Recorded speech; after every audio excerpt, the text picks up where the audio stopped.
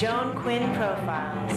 As an editor for Andy Warhol's Interview, the Los Angeles Herald-Examiner, LA Style, and Detour magazines, Joan covered the social set, the Hollywood hotshots, the international art scene, the mysteries of food, the excitement of travel, and the fabulous world of fashion. Joan continues to find creative people on the cutting edge who make things happen. Here's Joan Agajanian Quinn. Hi, I'm Joan Quinn, and welcome to the Joan Quinn Profiles.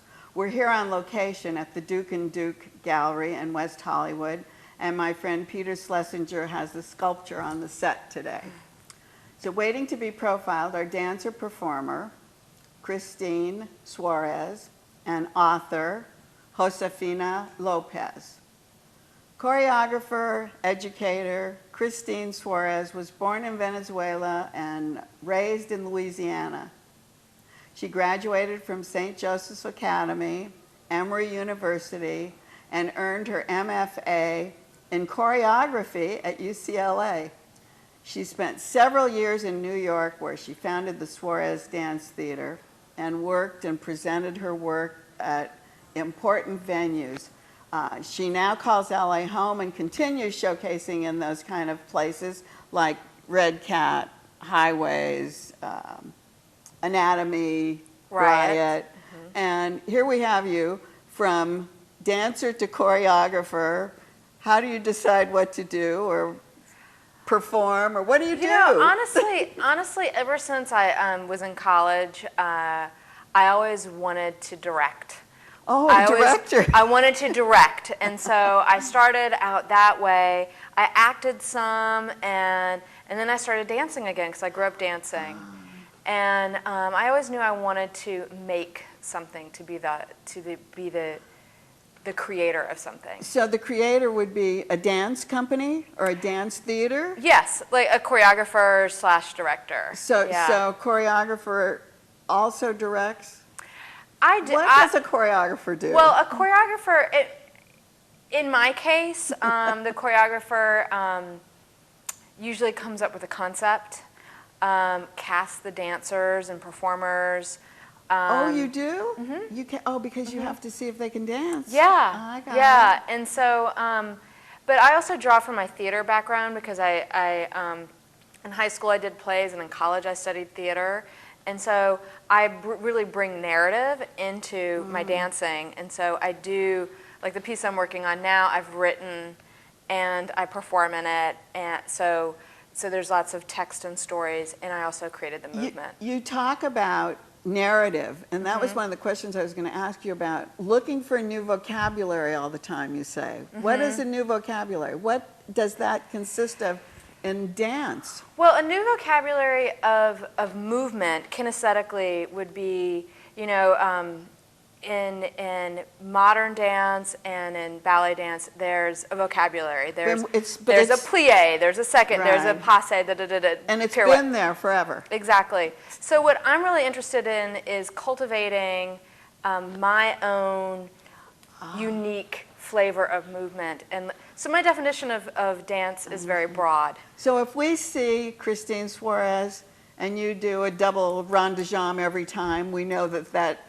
was what you created, something like that. Yeah, and it's not even that. It's, you know. Is there a style like to your dance? Would we look for a style? Is that vocabulary? Yes, I think a style would define, would kind of like describe someone's vocabulary. I've spent like the past 15 years teaching many different populations of people.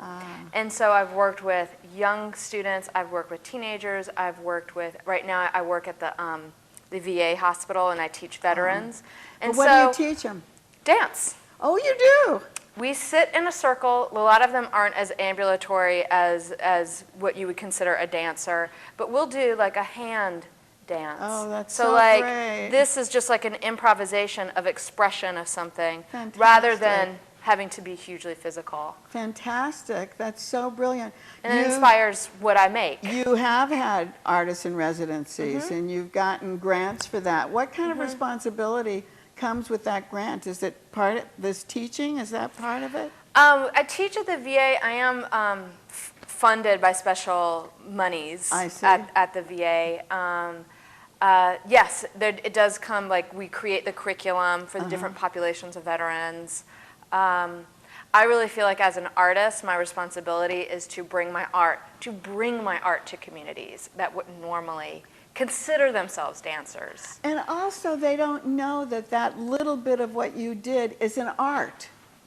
Or is dance. Or because we have this idea of, like, dance has to be on looks the stage, like this. right? And it looks like this. That's exactly right. You have created a lot of different things. I think let's start with solo series. Okay. Tell me about that. So solo series, I was exploring with, I was performing and there were two other dancers, and we were exploring what rebelliousness is and what rebellious things we have done in our lives. And so inspired from those narratives, we made dances. You work together, or do you lay it out and then the other person does? My process is very collaborative, so we will have a discussion, we'll have an improvisation movement, and then we'll kind of I really work with the person. I don't know the dance and then teach it to them. That's not my... I see. Then you work out the dance together. What about dope? Dope was inspired. Dope is a slang term for, like, cool. That's how the reference that I see, okay. use it. And it was inspired by Southern California skateboarders from the 1970s, Oh, that's the very Dogtown cool. Boys. Oh, yes, that's right. And The so I Dogtown, saw that film, which was great. and I thought, oh my God, I have to make a dance about that. I see. And so we made phrases of movement from the photographs, and we, like, linked, like, okay, this is this Jay Adams move, and this is this move, and then we put it all together and created this dance. What music? Their music? No, Or you had... I commissioned a musician to create music, but it was very inspired from the music of that time, like The Who and Led Zeppelin and music like that you could rock move and to. roll. That you could Yeah, move to. exactly. And talking about that, you've collaborated with other writers, well-known writers, or you've used pieces by them. Well, this was probably about 15 years ago. I assistant directed Athol Fugard, who is the famous, Fantastic, yeah. amazing South African playwright, who was one of my heroes. And when I got that Did call, you? Oh, before you always wanted to be with? oh my gosh, I was obsessed with South Africa. I was obsessed with South Africa. And then I get this call, like, from Manhattan Theater Club, because a friend of mine worked there, and they needed an assistant director. And so I got to... Basically, I mean, as an assistant director, you, like, fetch things and you get to sit and watch. And I helped them. There was a little choreography between Mr. Fugard and one of the actors, and so I helped them rehearse that. Movement. Yeah, because he was very unsteady. Like he would forget it, and it was amazing. So the new thing, Mother Effer. Yes. And but there is a Mother with a Hat that was just on Broadway. Yes. With Bobby Cannavale and Chris Rock.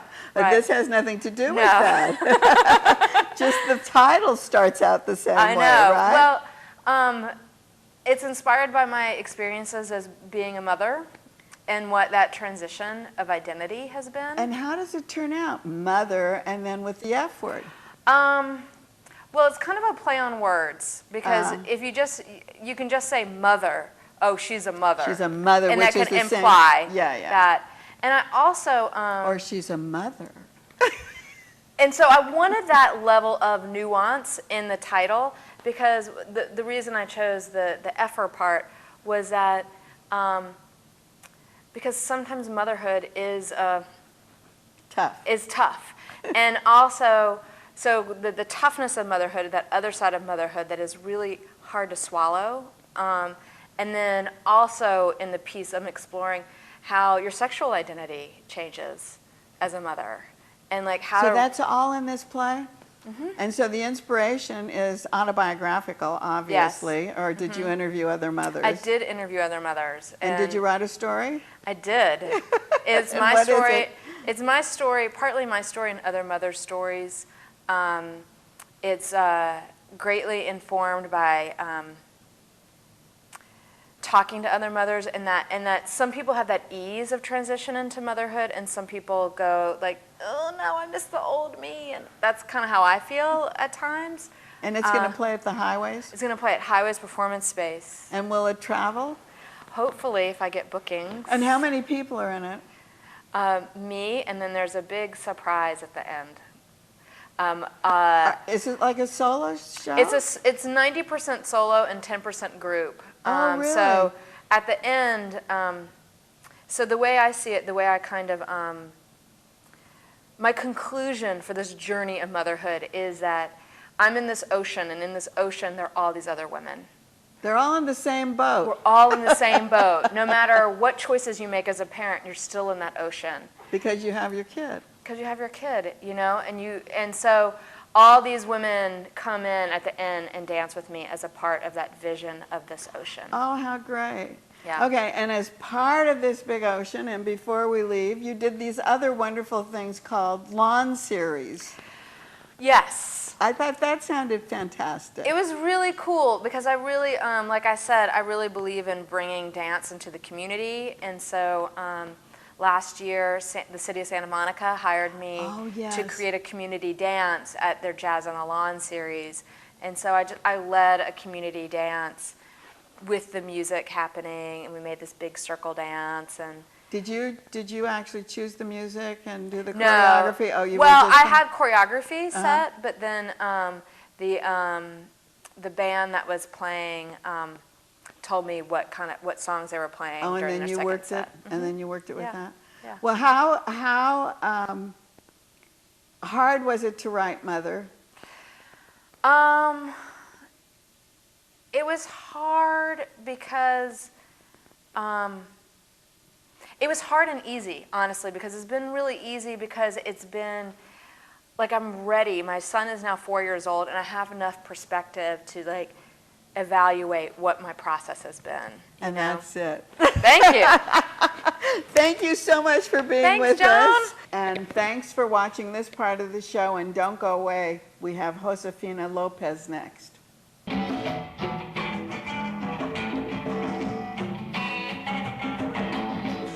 Hi, I'm Joan Quinn, and welcome back to the Joan Quinn Profiles. We're here on location at the Duke and Duke Gallery in West Hollywood.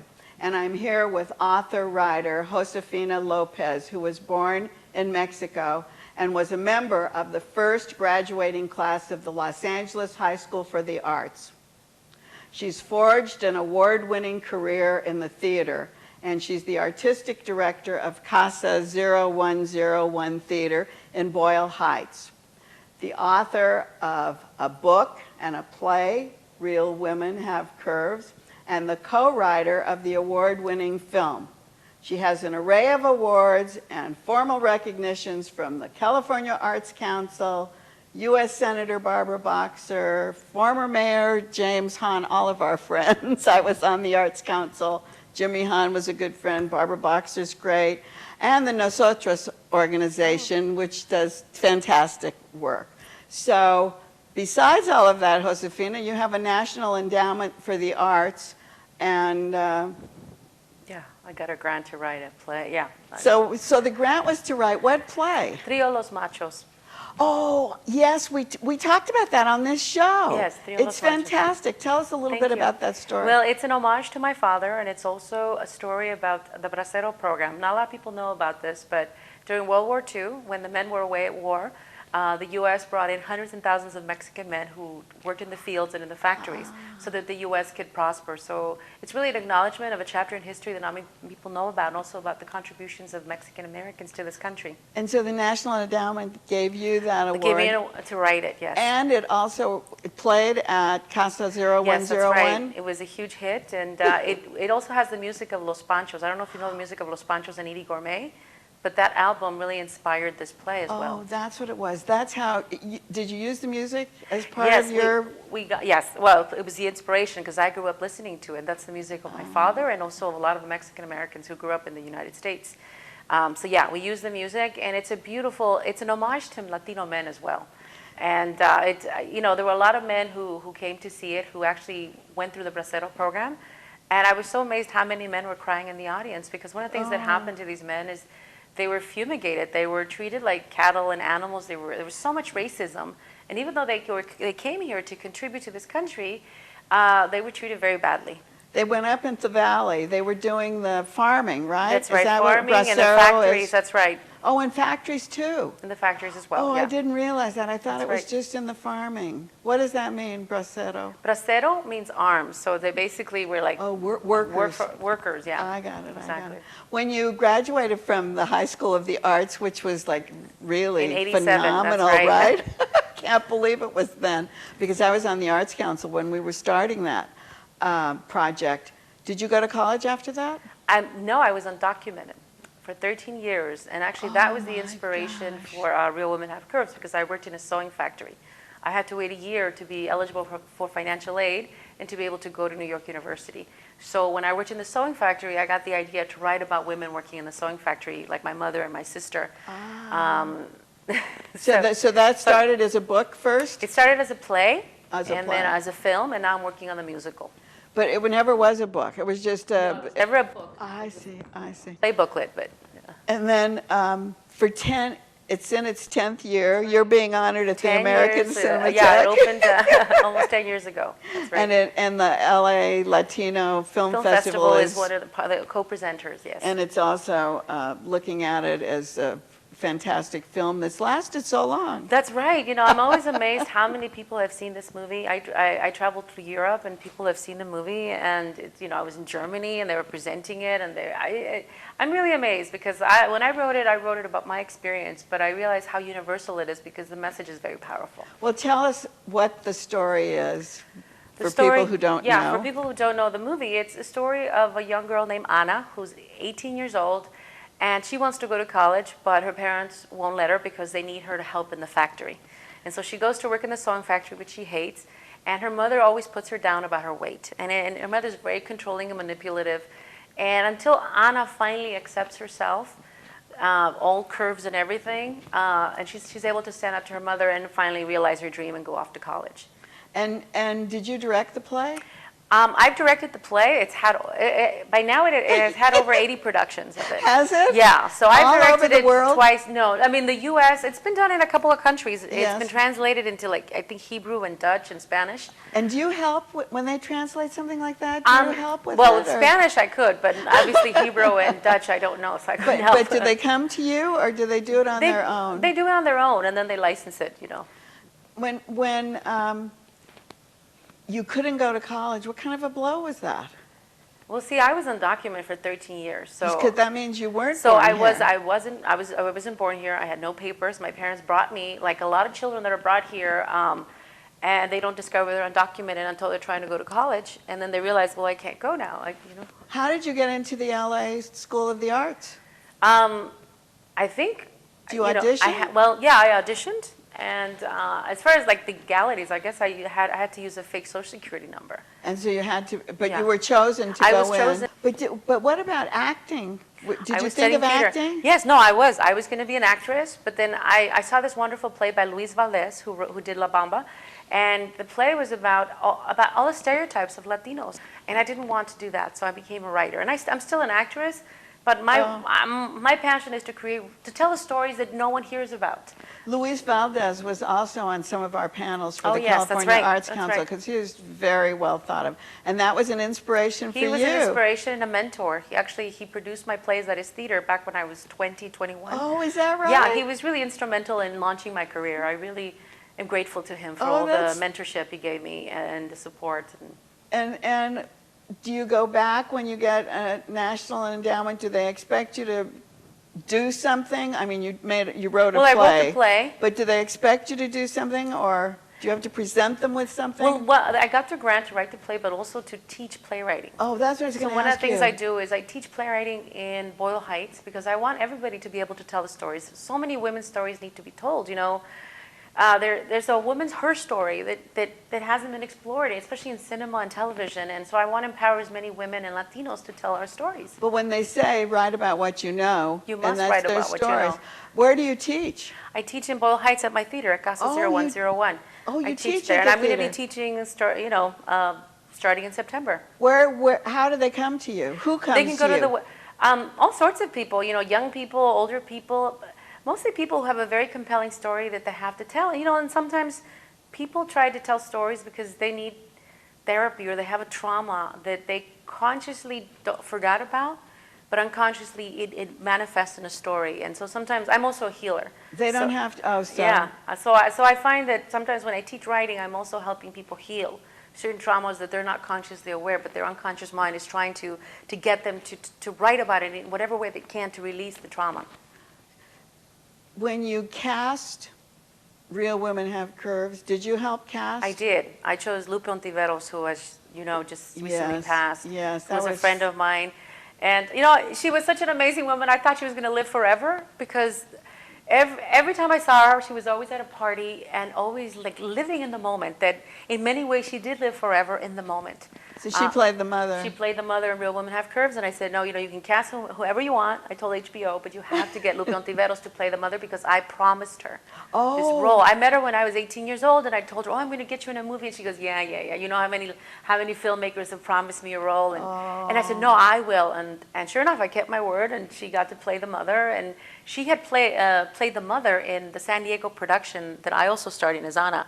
So she and I had acted together in actually 2 productions. Oh, that's great. So I knew her very well. And you felt very fulfilled. I felt think you feel fulfilled when something like that happens. Yes. I felt very wow, I kept my word. You Yes. know, I'm not just a typical filmmaker who makes promises and doesn't keep my word. Like, And I did it. She was so honored in her death. So many people wrote so many wonderful things about her. She was so generous. And it was the kind of person that you don't know what her Start name crying. is. I know you are. You don't know what her name is, but when you see her, you know exactly her, 'cause who she has she such is. incredible comedic timing, and she deserved to get amazing roles. But that's what pisses me off about Hollywood is that the only roles that there are like for Latinas or hot señoritas or the nannies. And I felt like she had so much talent. She deserved to play a judge. She deserved to have great roles, and she had played over 200 Latina maids and nannies. I know, isn't and I go, that how amazing? unfair that at a certain age, like, no, you can't be sexy Latina, and it's just horrible to me. And so I had written her a role in a movie called Lola Goes to Roma.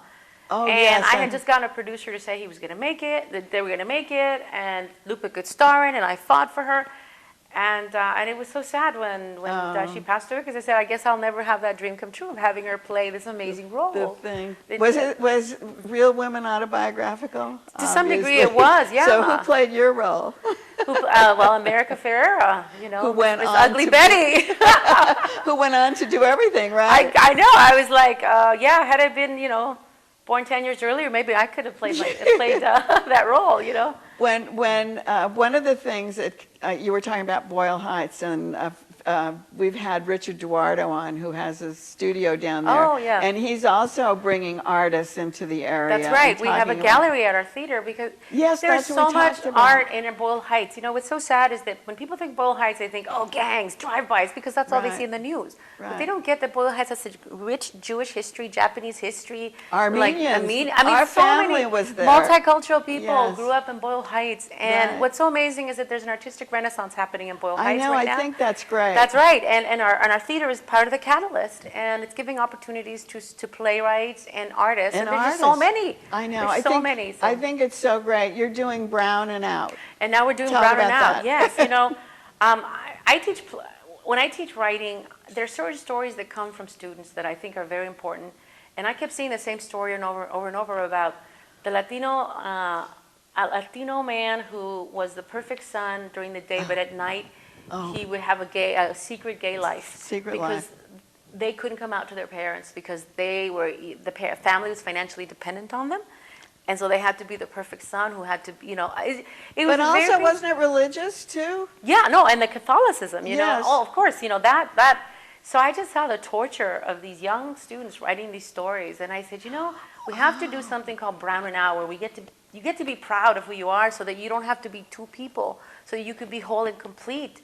And so I challenged one of my students to write about his experience, and then I gathered as many short plays as I could. And I also wrote many years ago about being, I'm not gay because, I have 2 kids and a husband and, but I'm very much a sex activist in the sense that I don't want people to be ashamed of their sexuality. Yes.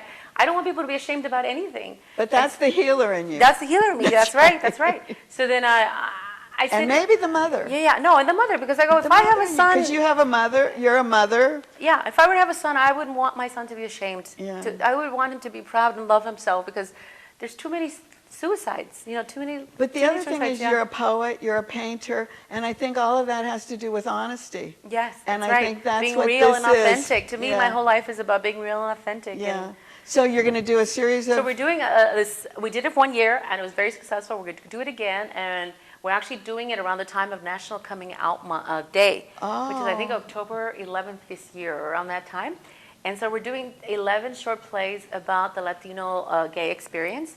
I'm including a piece in there. I write satire very well. Anyway, yeah. So we're doing another celebration. And who directs? All different directors? We have 3 directors, people that we work with a lot, and also we give opportunities to women because we want more women directors. Good. We want to mentor more women directors. One of the things that we really want, one of the things that I found out is that a lot of the Latino homeless youth, the majority of them are gay. And they're homeless because they were kicked out for being gay. Oh. And so we want to do a show that's inspiring to these young people to let them know they're not alone and that they belong. That we see them as belonging to our human family. And we don't want Latino kids to kill. You don't want anybody to kill themselves for being gay. Anybody, right. So you're doing a great job, and Boyle Heights is thriving. Yes, Thank you so much. Thank you. Thank you. Thank you. And thanks for watching. Keep writing to JAQUINN1 at AOL.com. We'll see you next time.